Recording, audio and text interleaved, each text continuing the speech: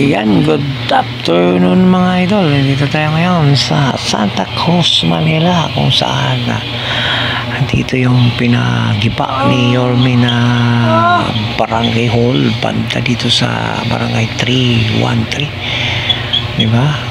Likod lang to, ang likod dito ay eskwelahan. Yan, marami yung dumadaan ng mga estudyante dito kasi ang likod no to eskwelahan lang, diba? Ayan, tingnan natin mga idol. Let's go!